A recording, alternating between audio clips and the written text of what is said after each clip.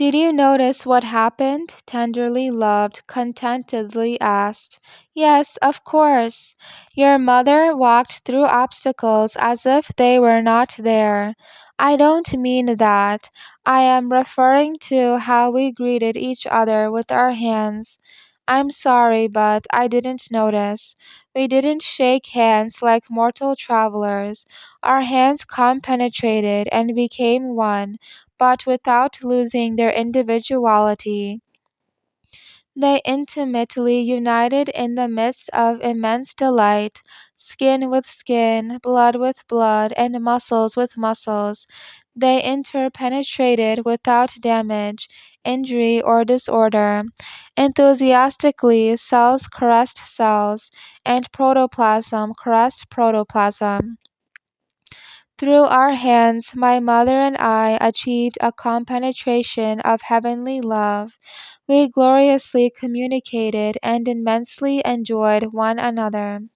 To have at least some vague concept of a greeting in the future glory, she continued, it is good to remember two qualities of the blessed: the complete submission of the human body to the spirit, and the impassibility or absence of pain.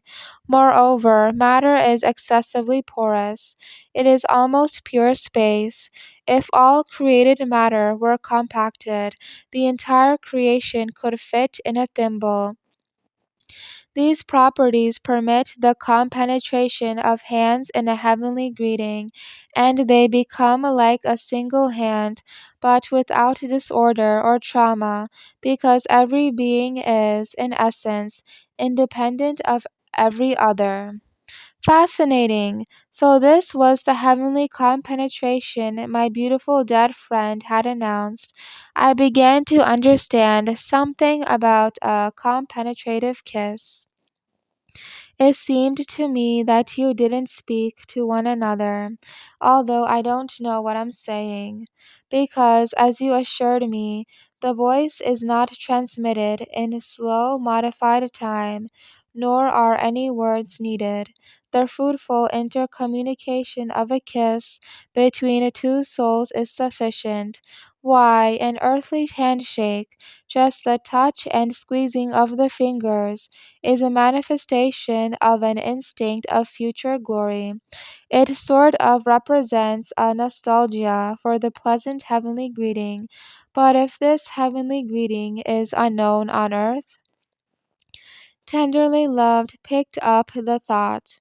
Consciousness ignores it, but the spiritual soul, having roots in created eternity and being the substantial unifier in every human being, discerns it and longs for it. Then I noticed, in some regions and eras, people are unaccustomed to greeting one another with a handshake. She reminded me, earthly greetings, however, involve a light touch or slight caress, which serves as an anticipation of the marvelous greeting of heaven.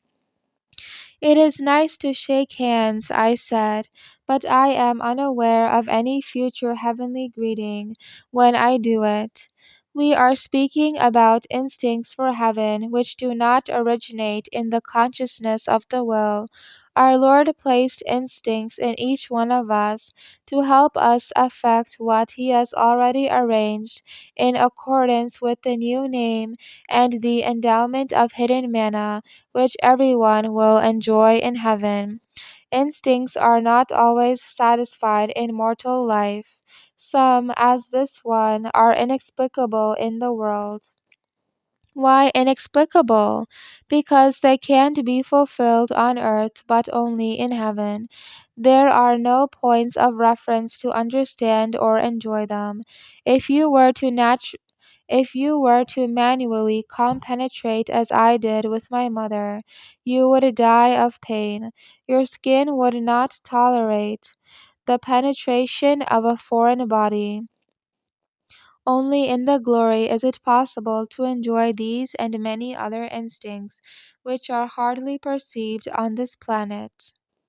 I was again bothered by my sad situation of a limited and powerless traveler, And I responded, some domestic animals at their level greet us with physical contact as, for an example, an affectionate cat.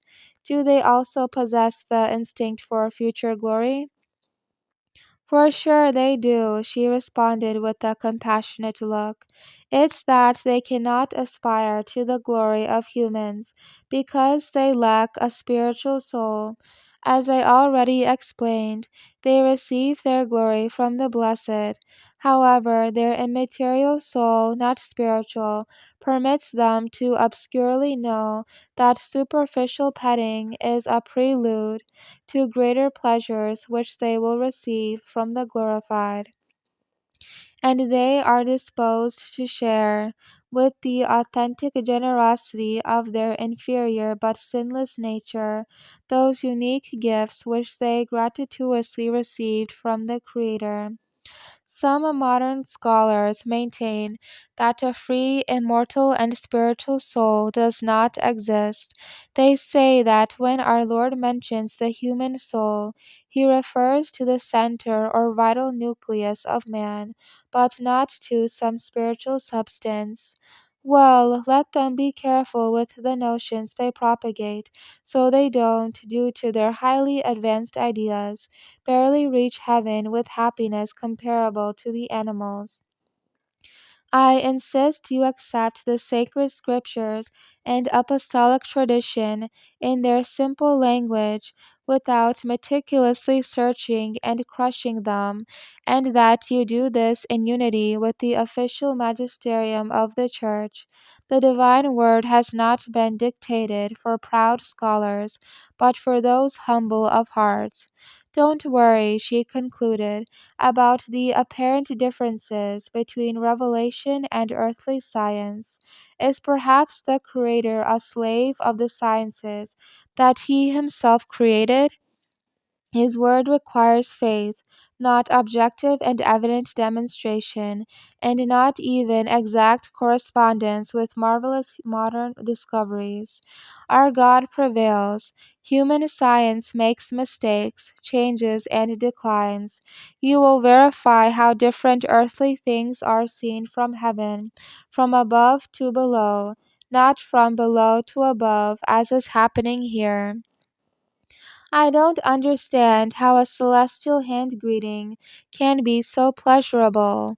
The immense joy of the least loving compenetration is due to the reciprocal participation among the glorified in heaven. It is due to individual, unrepeatable divine gifts which God gives to each blessed according to his new name and his endowment of hidden manna. That is, with the singular shade of happiness everyone enjoys in heaven. It is equivalent to a mutual transfusion of glory and rejoicing.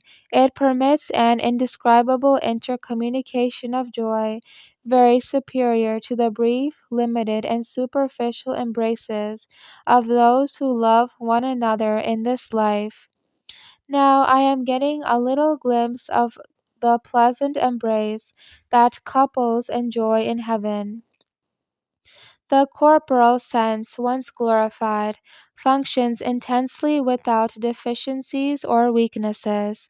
Touch is accomplished not just by the skin, but by all the cells of the entire organism, which possess and communicate their joy to the soul that governs them. Tactile acuteness is not limited to a little cold or heat, nor is it like humans experience it. It is most varied and even includes the differential perception of atoms, electrons, and quantum infra energy. It is that every individual element is capable of communicating by means of universal love the special gifts which the Almighty has given it. Now you are able to obscurely see the immense tactile happiness in the fatherland. The same thing could be said of the other corporal senses. It makes me dizzy thinking about such joys. Of course, our God is most generous. Remember, there are no two persons exactly the same. The Creator never repeats his works. Nor are there two identical glorified. Well, then, these differences are intercommunicated and transmitted among those who greet one another in a celestial way, and the most amazing thing is that each time the same person is greeted, new nuances of happiness are shared. Thus, the blessed are not static, but made more perfect within the degree of glory they have reached in geometric proportion toward mathematical infinity. But, of course, never reaching pantheism, nothing nor anyone can equal the sublimity of our God. Why do we feel pleasure on earth when greeting an esteemed person with our hand? This small delight is an anticipated joy of the instinct of glory of a hand greeting customary in the fatherland. Here, happiness is shared verbally with special courtesies and gifts. In heaven, it is done by the loving compenetration with a hand greeting in a heavenly way. As you see, heaven does not consist of the diluted confusion of the blessed, but in personal interrelated joys. If a hand greeting among the blessed is fascinating, how much more significant would be the greeting of our Lord Jesus Christ or the Most Holy Virgin Mary? Would you not like to tell me something about this? Yes, there is a joy much greater than the simple compenetrative greeting, the ineffable compenetration with them, most loving and absolutely complete. However, the intensity of these joys depends on the degree of glory reached on earth, and don't be surprised. The sacred communion on earth is an announcement of the same in heaven. Human beings have been created to receive the infinite divine affection. Of course, this is not pantheism, nirvanas, or Mohammedan heavens. Therefore, universal love is always given with indescribable affection. Only egotistical man, encapsulated in his crust of pride, becomes incapable of glimpsing at universal tenderness, and adopts supermacoism, which surpasses the instincts of the beasts. Your mother did not see me when passing through the gate, and almost bumped into me. She didn't notice because she was so happy to see me and because of the presence of a traveler in modified time is unusual, but she wouldn't have hurt you. She would simply have gone through you without causing harm. Accordingly, you will see in heaven that there is no need of transit regulations, in spite of the fact that there are most complicated universal movements at immeasurable velocities in all the dimensions of the cosmos. What you need are stoplights and policemen. No, instead of them, we rely on the divine omnipotence. We have absolute confidence in our God. Why can't mortals do the same without running into obstacles?